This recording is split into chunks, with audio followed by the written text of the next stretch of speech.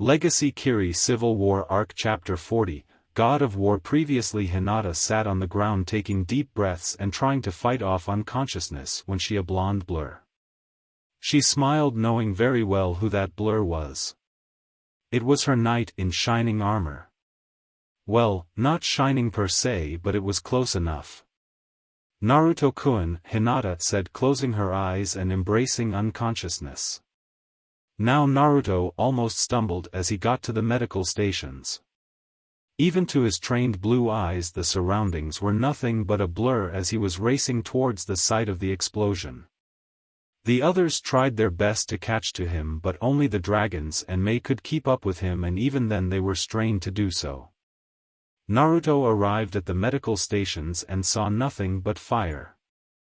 The medical tents were decimated and only a large crater and fire could be seen. Naruto's heart was racing as he scanned his surroundings trying to find Hinata. Naruto knew she was here and most likely got caught in the blast. Hinata, Naruto yelled but got no reply. He looked around trying to find any sign of life. Kit, Kurama called out from inside his mind, I can sense her, a few meters to the east. She's not alone, Kurama said, and Naruto disappeared again. Naruto arrived at the location Kurama had said and found Hinata leaning against a rock.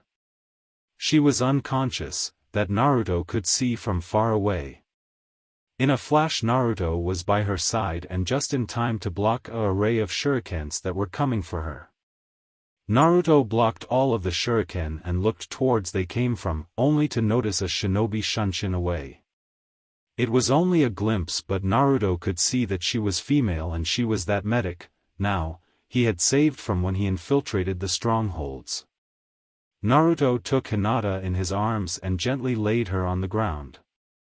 Naruto bent down, placing his head on her chest to sigh in relief when he heard a strong heartbeat. His eyes were flashing red with black slits as he unintentionally pulled Kurama's power. He was pissed alright. In a flash of hand seals and a poof of smoke, Kagura was on the human realm. You summoned Naruto? Kagura asked but didn't wait for a reply when he saw the devastation around her and Naruto's mate on the ground. Kagura's tails immediately started glowing and scanning Hinata's body. She's lucky to have survived this blast, Kagura said, but Naruto didn't reply. He just looked at Hinata. She has a few broken ribs, internal bleeding and a concussion, most likely from the explosion and getting blasted towards this rock, Kagura explained, and Naruto nodded, his eyes flashing silver. Naraka path, Naruto said, and the King of Hell appeared just a few inches away from him. The King of Hell's mouth glowed green as he sent a small beam of energy into Hinata's body. It only took a few seconds. Hinata's breathing stabilized and her scorched skin disappeared to her normal flawless skin. Naruto smiled as he noticed that she looked better and peaceful in her sleep. Then he remembered what happened here. His anger was rising as he quickly knew that happened here. Yagura had sent some of his shinobi to take out the medical camps. It was a low move, but this was war, where any opportunity is to be taken. Yagura had destroyed the medical tents. Tents filled with sick and weak people, filled with doctors and nurses who had nothing to do with this war and only wanted to help save the few they could. People who had dedicated their lives into helping other people didn't deserve such fate. The place where the love of his life was working. He hurt his mate and he was going to pay for everything he had done. Naruto was thinking on these lines as he was finishing restoring Hinata's body when the rest of the dragons, Mei, Chojuro and Ao arrived. Mei looked sadly at the devastation and shook her head at the lengths Yagura would go to win this war. He would target a hospital filled with sick people only to get an edge on this pathetic and pointless war. Those who prey on the weak and helpless have no place in this world, Naruto said, and Mei took a step back when she heard the tone and felt the malice behind his voice. She looked at him and noticed the purple dragon unconscious on the ground. The mask was gone and was replaced with the beautiful face of Hyuga Hinata. Even Mei had to admit she was a goddess in human form. Mei smiled at the fondness and love that Naruto had of her but quickly forgot that when she felt his anger. That can't be good, Red, Kushina thought looking at her son with worry. That deep and cold voice made her shiver as if a ghost had just walked by. Those ants dared to try and kill my Hinata, Naruto said darkly, and all of the dragons were looking at him with weary faces. Naruto was always a easygoing guy, friendly and highly protective of everyone he cared about. Naruto tended to avoid confrontations when he could. Although there was one golden rule: don't hurt anyone he cares for, much less Hinata. The dragons knew they had no chance of defeating Naruto, much less when he was pissed and fighting for real.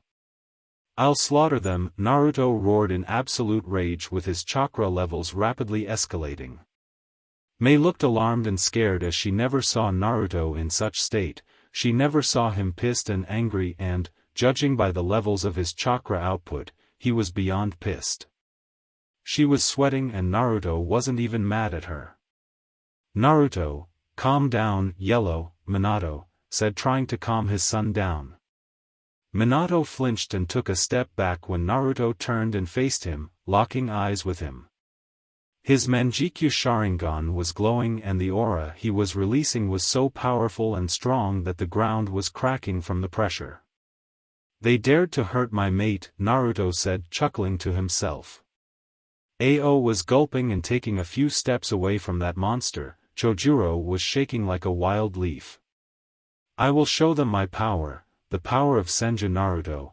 I'm going to show them what happens when you anger a god, Naruto said in dark voice, and in a flash of yellow he was gone. It took them all a few minutes to recover from what happened. What the hell happened to him?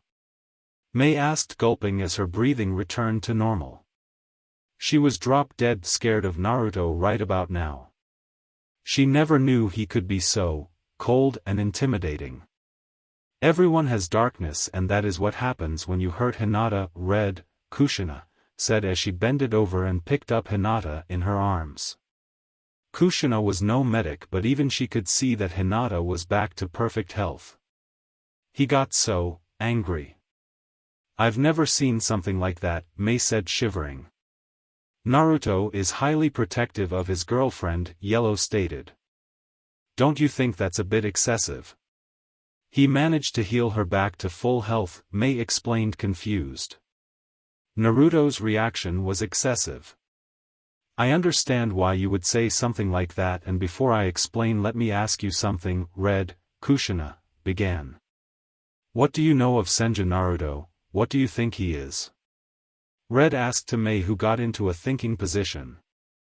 Senju Naruto, S-rank shinobi of Konoha, grandson of the Godame Hokage, Senju Tsunade, and the head of the Senju clan, Mei explained, and Kushina nodded, seeing that was the information contained in the bingo book.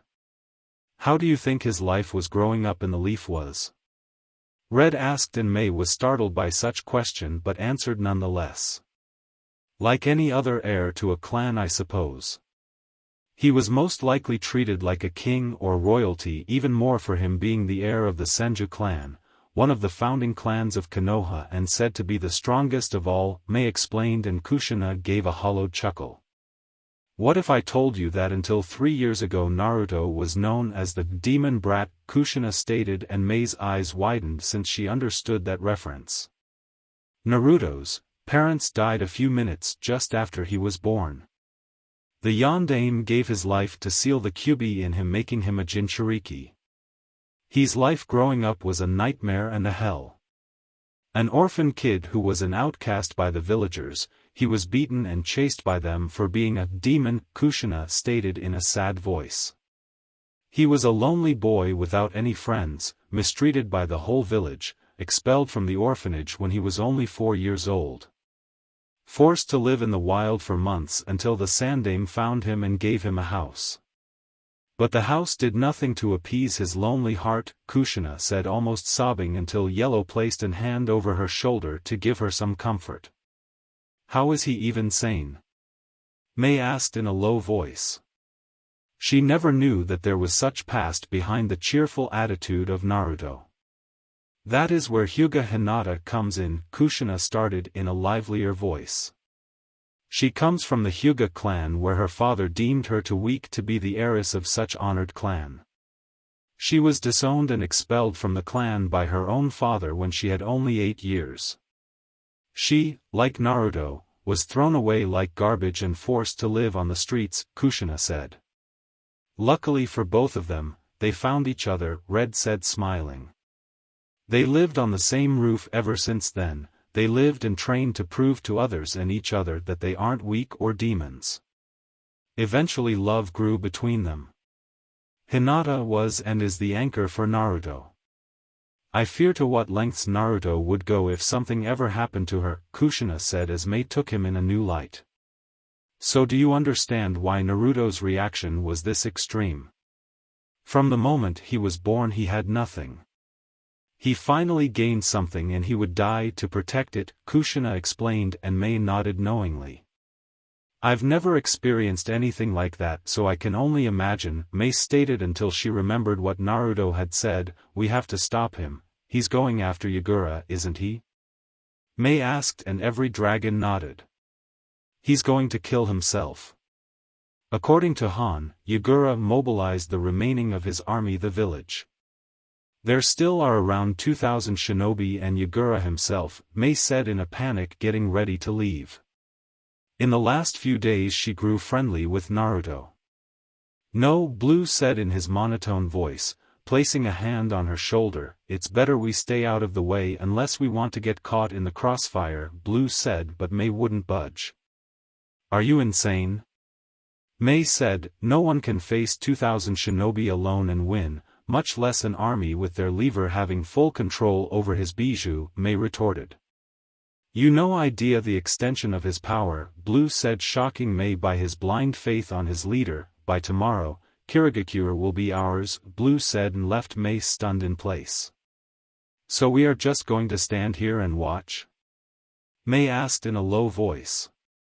Unless you want to sacrifice your men then, yes, Blue said. We are moving close to the village once Naruto begins his attack, Blue explained and Yellow nodded flashing everyone to nearby the gates of Kirigakure. God, Mei stuttered looking at the village. Mizuki's tower, underground facility, you fool, a voice echoed through the whole room. The room itself was very large and had many supporting pillars to keep it from collapsing. From the stone color anyone could clearly tell that this room was deep underground. At the end of the room were 2 large metal doors that would most likely lead to another area. Back to the 2 people that were arguing. The person that yelled was standing and pacing around the room pissed by his subordinate. He was wearing a high-collared black cloak with red clouds emblazoned in it. He had black spiky hair and was wearing an orange mask with a swirling pattern. He was Tobi or Uchiha Fugaku for those few that knew him. The other person was kneeling in front of him, bowing her head in shame. She had long dark black hair that reached her waist with a small bang coming down her forehead and touching her nose. She was wearing black long-sleeved gloves that reached her elbows. She had a light black, high-collared jacket with mesh shirt underneath and black shorts. She was now Uchiha and was kneeling after a failed mission. A/N, check profile for now's image. It was surprisingly hard to find a decent female Uchiha. You were told not to reveal yourself and yet you did, Tobi yelled making Now cringe from the sound, and for what? Tobi rhetorically asked, so you could show the world that there is one more Uchiha alive and nearly getting killed in the process, Tobi roared. Flashback, die, Now yelled and Hinata crouched on the ground and started spinning. All of the explosive tags started sizzling getting ready to detonate. Now saw Hinata crouching, knowing very well that she was trying to pull a Kaden to survive the blast. Now closed her eyes and relaxed. The moment she heard one of the tags go off she focused and channeled chakra into her left eye. She opened her left eyes and it proudly displayed her Sharingan glowing in all its power. So the outcome comes to this, Izanagi now whispered as her Sharingan glowed and the medical tents exploded in flames. Now shimmered out of existence only to reappear a few yards away crouching on the ground, taking deep breaths.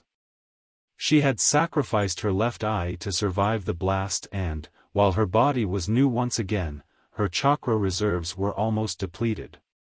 There she is, now said chuckling to herself as she found Hinata fighting off unconsciousness near a rock. Now picked up the remaining shurikens she had and hurled them towards the defenseless Hinata. Now smiled as the kunais made their way towards Hinata only to be blocked by Naruto. Damn it, now said and focused her chakra shining away. Now had barely came out on top of that fight and had to sacrifice a eye to survive. She could never take on Naruto at this point. End flashback. My deepest apologies Toby, now said, but a glare from Toby set her straight. I mean, Fugaku-sama now quickly corrected herself not to disrespect her leader. It was a simple demolition mission which requires stealth and finesse to achieve the goal. Clearly I chose the wrong person to do it.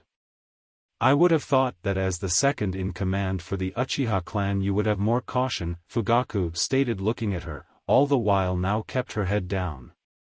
She wanted to say no when Fugaku gave her this mission. Now didn't feel right killing injured people. Now was a warrior of the Uchiha clan and she felt that every life she took it had to be in combat with her winning, but she was an Uchiha and her loyalty was to her leader. And now look at you. You blew the mission so you could fight a Hyuga, Fugaku said shaking his head, and you lost. The only reason you would have won was because she got injured in the explosion and you sacrificed an eye, Fugaku said sighing. How was I supposed to know that I was fighting Hyuga Hinata and once the fight started I couldn't leave her alive, now replied looking at Fugaku. Her right eyes was the normal black but her left one was completely different. It was now a hollowed white, meaning it was a dead, blind eye. A sacrifice for using the Uchiha's Kenjutsu and changing reality. And look how good that went, Fugaku sarcastically replied, you lost an eye and yet, the Hyuga still lives, Fugaku countered and now bit her lip.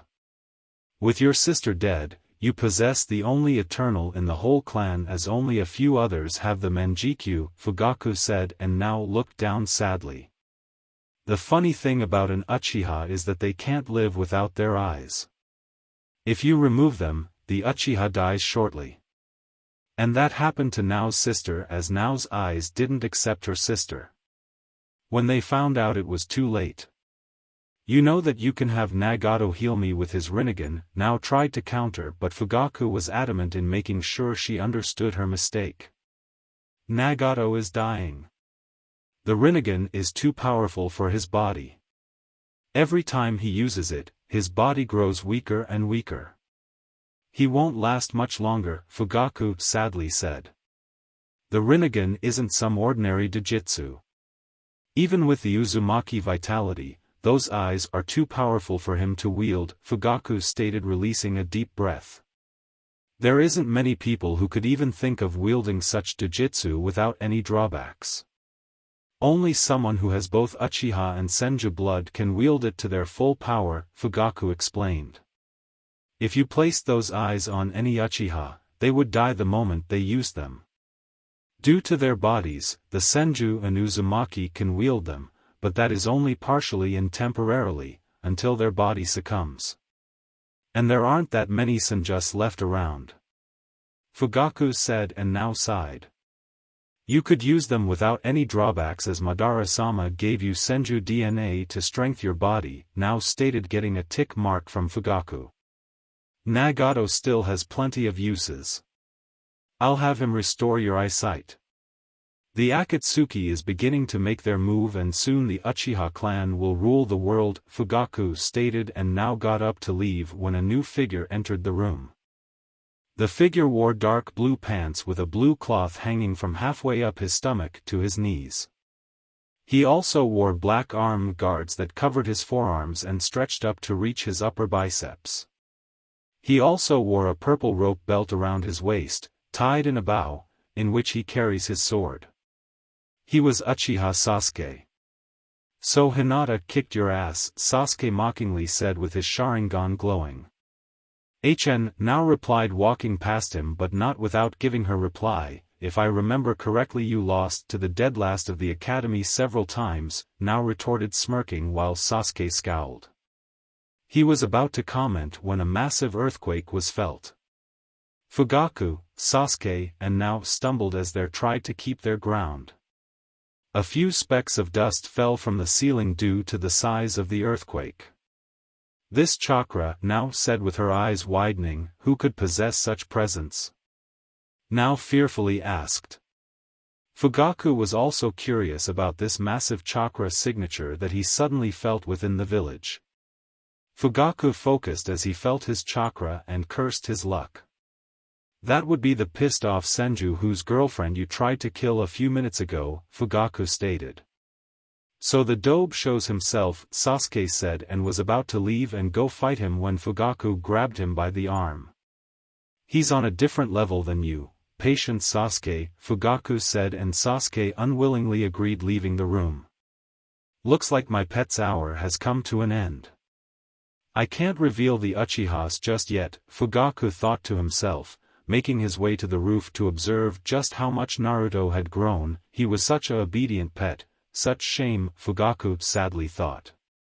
Gather the clan, Fugaku said towards Nao, who nodded. We are moving out of Kirigakure, Fugaku said as he left the room. Few minutes earlier, Kirigakure's main gates. It was a calm and silent night in the village of Kirigakure. At least that is what it appeared to be, because if you looked deeper, you could feel a tense atmosphere with several shinobi running around. After all, they were at war and Yagura had mobilized the remaining army to defend the village against the next assault, which would be in the next few days. It was a full moon and a cloudless night. The moon was shining high in the sky, illuminating the whole village. The shinobi were running around like headless chickens. They had so much to do and so little time. Guards were posted at the gates and walls to check for any sign of an attack. Armories and blacksmiths were working non-stop to produce weapons and armor for the shinobi to use. Man! I hope those monsters attack soon so that Yagura-sama can wipe them out and get this over with, one of the guards stated to his companion, who seemed bored as well. Apparently no one liked doing guard duty. After all, you just sit there looking out for threats and stamp papers all day. Couldn't agree more, the other guard replied, yawning. The guard stretched and opened his eyes, getting up, when he saw a small flare on the distance. What is that? The guard asked, looking at the distance. There was a small flare on the distance. It looked like a small campfire or something similar. What? The other guard asked as his companion's eyes widened.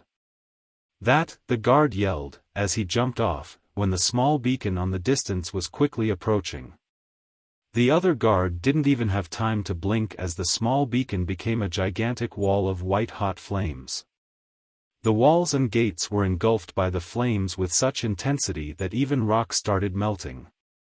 Raise the aller dash, the surviving guard yelled, but that was cut off by a sword through his chest.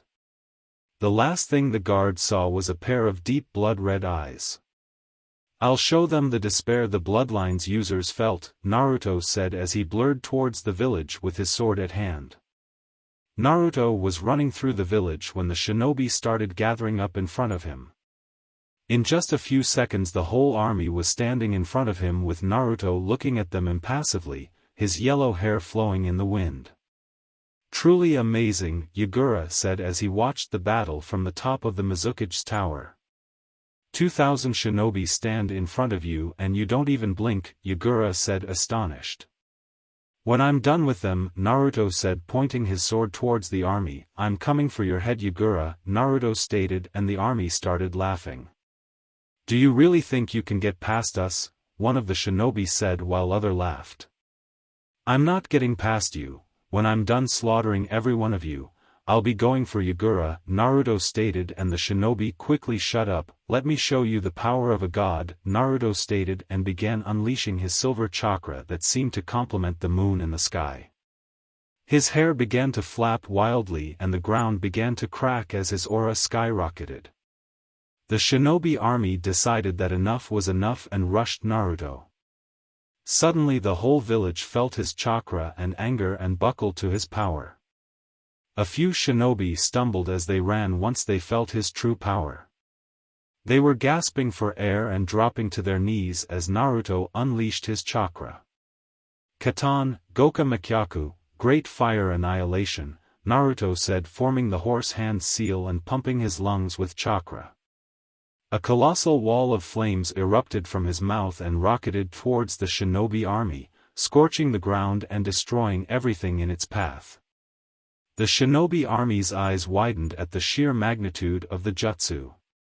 Water users quickly rushed to the front lines to try and mount some kind of defense. Suetun, Suijin Hiki, water wall. Dozens of shinobi shouted, releasing water from their mouths to stop the onslaught of the flames. The water collided with a fire and it was enough to stop it in its tracks. Once the clash was over, a big steam cloud washed over the battlefield from the jutsu clash. Naruto smiled as his sword sparkled with electricity and he rushed head-on against an army of 2,000. There was no other word for it unless slaughter. These weak shinobi posed no threat against Naruto. Naruto ducked under one punch and kicked another shinobi, blasting him away from the power of the strike. Left and right, shinobi were getting tossed aside like rag dolls. There was no stopping him. They could barely track Naruto, and once they got close to him it would be over. The fact that it was night coupled with the steam cloud made it worse for the shinobi who were dropping like flies. Futon, Daitapa, Great Breakthrough, a shinobi shouted and sent a gust of wind that sent Naruto flying back, but he quickly flipped mid-air and landed gracefully on the ground. Naruto's eyes glowed as he made a single tiger hand seal. Enten, Goka Makyaku, Inferno Style, Great Fire Annihilation, Naruto said, and instead of the usual white-hot flames, pitch-black ones came from his mouth. But, unlike the other ones, there was no stopping this attack. Blocking this attack wasn't an option, as the army soon discovered, and the black wave clashed with a water shield and easily evaporated it. Black flames spread through the battlefield, decimating a chunk of the army as the other scrambled. The army watched in fear as the black flames descended upon them. They ran out of the way, but a small contact and it was all over. They screamed and rolled on the ground, trying to put out the black flames.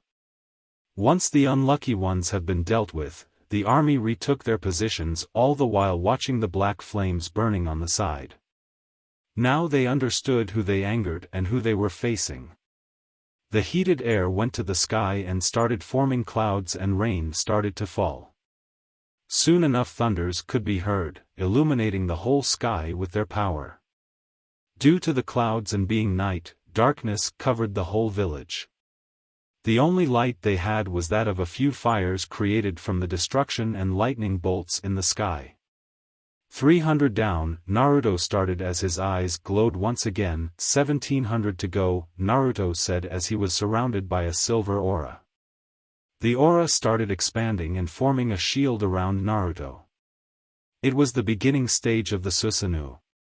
A single rib-caged form stood around Naruto as it began to grow and grow. Soon the ribcage started growing out and getting covered by a small layer. "What monster is he?" a fearful shinobi asked as he looked towards the monster figure that surrounded Naruto. He was some kind of silver ethereal humanoid with black teeth. The humanoid's hands glowed and a weapon appeared in each of his hands. The Susanoo's hands glowed and chakra expanded outwards, forming some kind of sword. At the end of the sword it was a long curved blade. Those were scythes, the weapon that Naruto's Susanoo decided to show. Some say that the Susanoo's weapons are the ones the user is truly meant to wield during his lifetime, but Naruto had a suspicion it had something to do with the deal he made with the Shinigami. After all, if Naruto wanted, any enemy slain by those swords would be sealed in the death god's stomach for all eternity. Flashback, Training trip snake boar ram rabbit dog rat bird horse snake clap hands. Shiki Fujin, Reaper death seal, Naruto said as the air suddenly became colder. Jiraiya, Hinata and Gaara shivered when they felt the Shinigami's presence shimmer behind Naruto. Behind Naruto a white spectral image formed almost instantly. The figure had purple-colored skin with large white robes. He had 2 red horns and 2 fangs with black teeth. He had long white spiky hair and on his mouth a large knife. On his hands he had a chain of red beads. "What did you summon me for, mortal?" The death god asked, annoyed. His voice was like ice. It seemed that yet again, another human had dared to summon him to his bidding. "I have a proposition for you, Shinigami-sama," Naruto said, but the Shinigami didn't look pleased. "I don't deal with mortals. So if this is what you summoned me for, I'll take your soul," the Shinigami said and extended his arm towards Naruto's chest, who remained in place. Shinigami's hands grasped Naruto's soul tightly and pulled, and pulled. Shinigami's eyes widened when he couldn't remove his soul. "I'm no ordinary mortal," Naruto said with his Rinnegan blazing, staring the death god in the face. "You dare defy me, human? I'll have your soul destroyed," the Shinigami roared, and Hinata, Jiraiya, and Gaara just scrambled away from his fury. Jiraiya just watched how Naruto stood in front of Death God himself, fearless. "You and I both know that destroying a soul is impossible. They are like the bijus. They are made of pure energy and that can't be destroyed, only sealed away," Naruto stated, much to the anger of the Shinigami. "How about you hear my offer?" Naruto asked, and the Shinigami unwillingly accepted. "What can you offer me, mortal?" the Shinigami asked, intrigued by this human. Even though he possessed the eyes of the gods, he should be able to remove his soul without even trying. "A way to stop mortals from summoning you," Naruto said, and the Shinigami grew curious. "Speak," the Shinigami said and motioned for Naruto to go on. "Currently there are 3 people alive that can summon you. In exchange for allowing me to take the single soul you possess and me alone the ability to summon you, I will make sure no one ever learns how to summon you, and I will destroy the Uzumaki clan's Death Reaper mask," Naruto stated. "I see," the Shinigami replied in thought. This mortal did raise some good points. In a simple exchange of giving him the single soul he possessed, he could refrain from humans ever summoning him again, with the exception of this mortal. "We have a deal. Once the mask is destroyed, summon me and I will allow you to take the soul I have," the Shinigami, and Naruto smiled and bowed his head. "However, betray me and make sure your soul will never enter the pure world," the Shinigami said and left. "Now to destroy this mask once and for all," Naruto said, and with a glance, the mask erupted in black flames until it was nothing more than ashes flying in the wind. End flashback. The Kirigakure army was looking at the monstrosity in front of them. With the silver color and those scythes, every single shinobi felt as if they were staring at death himself that came down to judge them all. Every single shinobi felt a shiver crawl up their spine as Naruto's chakra spiked and he began his onslaught. Katan, Gokakyu no Jutsu, Great Fireball Technique. Suetun, Suryuden no Jutsu, Water Dragon. Suetun, Daibakufu no Jutsu, Waterfall Vortex. The Kirigakure's shinobi threw jutsu after jutsu at Naruto in an effort of stopping him, but they couldn't. There was no stopping his Susanoo, that was his ultimate defense and his greatest weapon. With a single stroke of his scythes, the ground cracked and dozens of shinobi were blasted back and killed. From inside the Susanoo, Naruto felt the usage of demon chakra.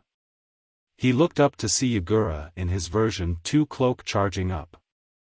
"Bijidama, tailed beast ball," Yagura said, and sent a Biju-powered beast ball towards Naruto in an effort to vanquish him for good. Naruto smiled, as the ball approached, and swinged his scythe. With a single stroke,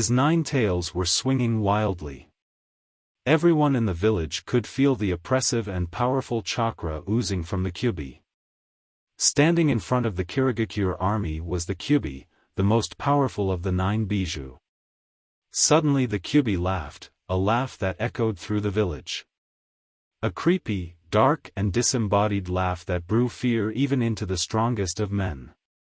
"We are all doomed," one shinobi said as he fell to his knees at the face of the enormous fox standing in front of them. "Take care of the turtle while I finish up here, lead him away from the village," Naruto said, and Kurama nodded, jumping towards the sandbai. With Mei and the others, God, Mei stuttered, looking at the village.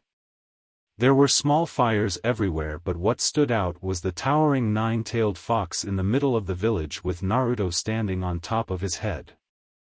"If those two face off, there won't be a village left when they are done," Mei said as she looked towards the fox getting ready to jump at the turtle. "Don't worry," Yellow said to appease her worries, "Naruto would never destroy your village. If you watch closely you would see that the destruction is minimal," Yellow explained, but Mei frowned. "What about those 2 bijous?" Mei asked. "Look carefully," Yellow said, chuckling. Mei watched as the fox suddenly pounced on the turtle. Kurama picked the turtle by his tails and threw her away from the village. "You see," Yellow said, and Mei sighed in relief that she would have a village when this was over. "How can he be so powerful? It's insane." "He's beyond Kage level," Mei stated as she watched as a single man took down 2,000 shinobi and defeated a bijou. "I don't know, he just is," Yellow answered truthfully. "With Tobi." "That is a problem," Tobi said, looking at the Kyubi. "If he can summon the Kyubi to the outside and still be able to fight, then the standard duo team of the Akatsuki won't be enough to take him down," Tobi mused in thought. "And he has great control over his Susanoo," Tobi stated, looking at the ethereal warrior. Back to Naruto. Naruto watched as Kurama battled with the turtle. Even he had to admit that the sandbai had one hard shell. The sandbai took a bijudama and came out slightly smoking. Naruto smirked as Kurama taunted the damn turtle every single time he could. "I guess he didn't get off in a while," Naruto thought. "You bet, it feels good to stretch my legs for real," Kurama replied through their mental link. Naruto chuckled and turned to end his job. There still were about 1,000 shinobi remaining. Naruto focused chakra into his eyes and another pair of arms grew on his Susanoo. Both Naruto and the 4 Susanoo's arms made 3 hand seals simultaneously. Ram plus snake plus bird. Tengai Shinsei, shattered heaven, Naruto said as the sky began to darken even more. A shroud of darkness covered the whole village and many shinobi looked up only to see a large meteorite block their view of the moon and sky. "What the hell is this?" one shinobi asked, dropping the sword and looking at the rock coming down from the sky. "Is this really ninjutsu?" another asked as they all began to retreat away, trying to get clear of the blast radius. "Bijudama, tailed beast ball," Naruto heard and looked to the left to see a big-tailed beast ball heading towards the meteorite. The meteorite exploded into thousands of smaller stones that rained down on the village. "You are a fool, Yagura," Naruto said before flashing through hand seals. "Meteorite shower," Naruto said as he unleashed multiple fireballs that crashed into the falling stones. The stones became covered in flames as they lit the sky in what could only be described an inferno. These big balls of flames were crashing everywhere. The shinobi used water jutsu and rose earth shields but to no avail. "And to finish," Naruto said as he dropped his Susanoo and his eyes shifted to his Rinnegan. Naruto suddenly started levitating and flying high into the air. Naruto dodged a few meteorites that had yet to crash and rose high up air, almost touching the clouds. The sky sparkled as the thunders seemed to intensify, but Naruto seemed unaffected even though he was in the midst of it. Naruto's body sparkled with electricity and the thunders merged together to form a new big blue dragon. Naruto's whole body was covered in blue lightning as the dragon exited the clouds and circled Naruto. With a single movement of hand, the dragon stopped and Naruto dropped down on his head, still high in sky. "Raitun, Raijin no Ken, Fist of the Thunder God, 1, Naruto said and dragon roared. Naruto rode the dragon into the ground and, in flash of white and blue, it exploded with such force that the whole village shook. The ground was covered in blue dome of chakra sparkling. Even the Kyubi and the Sanbai braced themselves so they didn't get blasted away with the shockwave. Once the smoke had cleared and the blue chakra disappeared, the only thing remaining in the middle of the crater was Naruto, completely fine and without a hair out of place. Naruto looked around and saw that the army was devastated. There were 2, maybe 300 survivors here and there. That is what you get for attacking in numbers. Usually numbers mean victory, but not when the enemy can use large-scale jutsus and wipe them out in a fraction of a second. Namake's Minato had done the same during the Third World War, and now, Senju Naruto, had just started his own legend by decimating an army of 2,000. "PP please," the shinobi said, backing away and stumbling to the ground, falling on his butt. "No more, we Yesu surrender," the shinobi said while the others did the same and bowed to Naruto in sign of defeat. Naruto didn't spare them a glance as he looked towards the Kyubi and the Sanbai. There was only one target left, Yagura. "With Mei and the others, it's over," Blue said while Mei, Ao, Chojuro and her rebel army stared in shock. A single shinobi had decimated 2,000 trained shinobi in under a few minutes. "Remind me to never piss him off," Ao muttered under his breath while Chojuro was on the ground drooling. "Thank God we will be allied to the Leaf," Mei thought with her eyes bulging out of her skull. He was truly a god. Just what kind monster did Namake's Minato and Uzumaki Kushina had? To think he conquered a village without even truly using his Rinnegan, Green thought as he looked at the devastation. There weren't many bodies left as the Amaterasu flames, coupled with the last Raitun Jutsu, disintegrated everything. "Send word to the army. We are occupying the village," Yellow said, and Mei nodded, ordering her army to take control of the village. Naruto had been careful to only use those devastating jutsus on the main clearing of village, leaving the buildings mostly intact. Naruto could feel life force inside, and those were probably civilians, and, while he was pissed, he wouldn't target civilians who had nothing to do with this. With Toby watched the outcome of the battle with a single bead of sweat rolling down his head. He should never allowed Naruto to grow this much, and now, he knew that he was going to be trouble. And a lot of it.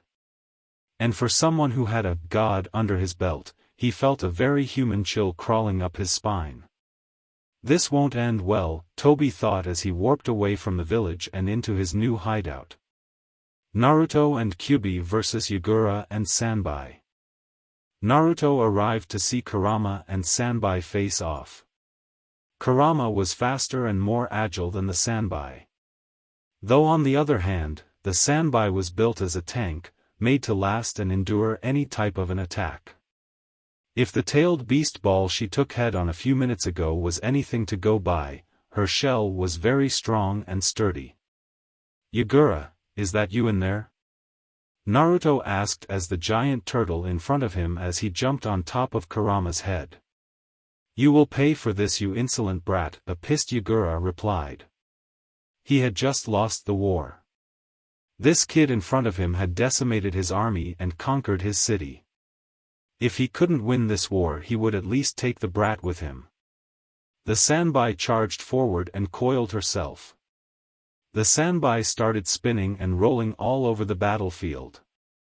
Kurama dodged aside to avoid getting hit head-on and watched as the Sanbai changed paths and blurred towards him once again. Naruto sat down on the Kyuubi's head and started gathering natural energy while Kurama kept the Sanbai busy. A few minutes later Naruto opened his eyes to show several red marks spread around his face. Naruto gained red pigment markings around and under his eyes, as well two concentric red circles in the middle of his forehead. His Manjikyu was still the blood red but was glowing unnaturally. These were the markings of a sage. Naruto extended his right arm and chakra started gathering on the palm of his hand. A familiar swirl was heard as a Rasengan was being born in his hand. The ball started taking a silvery color like his chakra and a deafening sound was starting to come out. Suddenly the Rasengan expanded, forming 4 large points around the central sphere, taking the appearance of a Fuma shuriken. "Futon, Rasen Shuriken," Naruto said and hurled the new Rasengan towards Yagura. The sphere sliced through the air and before Yagura could react, the Rasengan hit the Sanbai right in the head. The Sanbai was pushed back and rose into the air. A towering dome, 50 feet in diameter, appeared around him as thousands of wind blades sliced through her shell like a hot knife through butter. When it was over, the Sanbai collapsed to the ground. Golden chains burst from the ground and ensnared the Sanbai's tails, paws, head and whole body, pinning her to the ground. The Sanbai squirmed under the chains but it was no avail. Even Kurama had trouble with those chains. Rat, ox, dog, boar. Naruto went through the hand signs and clapped his hands together. He slammed his right hand on the ground and kanji started flowing out of it and going towards the Sanbai, forming a ring around him. 5-point demonic suppression seal, Naruto said, and the kanji started glowing. Yagura yelled in pain as his tenant's chakra was being forced back into the seal. This was the same seal Naruto had sued against the Ichibi during the sand/sound invasion. This seal works like the 5-pronged seal but on a much larger scale. This seal suppresses the Biju's chakra, forcing it back into the seal. The Sanbai coiled itself in a large dome of water. In just a few seconds all the water disappeared and Yagura fell to the ground. Naruto jumped down from Kurama's head and approached Yagura, who was lying on the ground. "Suetun, Swishuha," exploding water wave, Yagura shouted and Naruto's eyes widened when a gigantic water wave rose from the ground. Yagura was panting at the top of the wave as he commanded her to crash into Naruto. Naruto used his Kamui and left the water hit the ground. Once the wave had calmed down, Naruto jumped on top of the water looking at Yagura. "You are still alive," Naruto said looking towards Yagura. He was slightly bent over, taking deep breaths. "It's over, Yagura. Your reign of tyranny and oppression has come to an end," Naruto said, closing the distance between them. "Something is wrong," Naruto whispered to himself, observing Yagura intently. His chakra network was off, very off. His chakra seemed to be all over the place, like he had some genjutsu affecting him. Could it be? Naruto thought to himself as he approached Yagura and placed 2 fingers on his forehead. "Kai, release," Naruto shouted as he infused some of his chakra into Yagura's network to disrupt and restart his chakra flow. Yagura blinked and noticed the blonde in front of him. Who are you?" Yagura asked to Naruto, whose eyes widened. Oh shit, Naruto thought since he was right. Suddenly his eyes became silver as his Rinnegan flared to life. Naruto placed a hand on top of his head. Human path, Naruto said and started reading Soul. Naruto was rummaging through his memories when a certain orange-masked individual appeared in them. Tobi, Naruto thought angrily. It was all his fault. Tobi had used the Sanbai as medium to manipulate Yagura. He was just another innocent in all of this. What? Yagura said, dropping to his knees and looking at his shaking hands. What have I done? Yagura asked himself, and Naruto knew that look all too well. Regret, and a lot of it. Naruto turned to Kurama when the ground suddenly shook. Naruto quickly turned back to Yagura who had a small smile on his face and a hand on his stomach. Time seemed to slow down as Yagura spoke. Thank you for setting me free, take care of Kiri for me, Yagura said just before his body exploded and bright light rose to the skies. The light expanded and started reforming in the air. 3 trails suddenly sprouted from the energy. The energy started condensing, gaining a light blue tone and several spikes. The Sanbai was reforming. He took his own life by fully releasing the Sanbai, Naruto sadly thought. Tobi had wrecked yet another village and countless lives. And all for what? Can you blame him? Kurama rhetorically asked. When he became aware of everything he had done, he couldn't live with it, Kurama said, and Naruto nodded, looking at the Sanbai nearly finished reforming.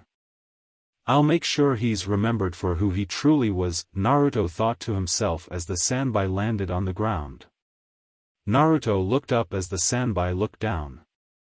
Suddenly and out of nowhere one of the Sanbais came down and crushed Naruto into the ground. I didn't think you would associate with humans, Kurama, the Sanbai said towards his brother. That wasn't very nice, Aisabu, Naruto said as he started levitating until he was at eye level with the Sanbai.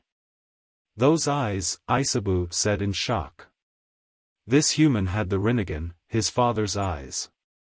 You see, he's not an ordinary human, Kurama replied, chuckling. Why did you try to kill me, Aisabu? Naruto asked, curious. After all, Naruto was the cause of his release. I know all of you humans. You a bunch of power-hungry fools, and I didn't intend to be sealed again, Aisabu replied, and Naruto nodded. What if I told that I never intended to seal you? Naruto rhetorically asked towards a surprised Sanbai. In fact, I have a proposition for you, Naruto said. Really? Aisabu asked with caution as humans weren't to be trusted. What do you have in mind? Aisabu asked, curious. Yagura's last wish was for me to take care of Kiri. I can't do that since I have Konoha to look out for. I want you to protect this village, but this time, instead of you being a weapon sealed inside some human, I want you to be a guardian. Naruto said towards the surprised Sanbai, who looked interested and surprised by this human. This is your natural habit, Naruto said, gesturing to all the water around the islands. I just want you to be free and while at it, defend this village. I promise that no one from this village will ever try and seal you again, Naruto explained and waited for Aisabu's answer. You amuse me, human, I shall accept your proposition. As long as this village and their shinobi don't disturb, I shall do my best to keep them safe, Aisabu replied, which made Naruto smile. That is all I ask, Aisabu, Naruto replied and turned to Kurama. You can stay and catch up. Tell him about the Akatsuki and such. I'll see you later, Naruto said and swirled away. Truly an interesting human, Aisabu said, amused, and turned to Kurama. Do you think he's the one? Aisabu asked. I have no doubt, Kurama replied with a smirk.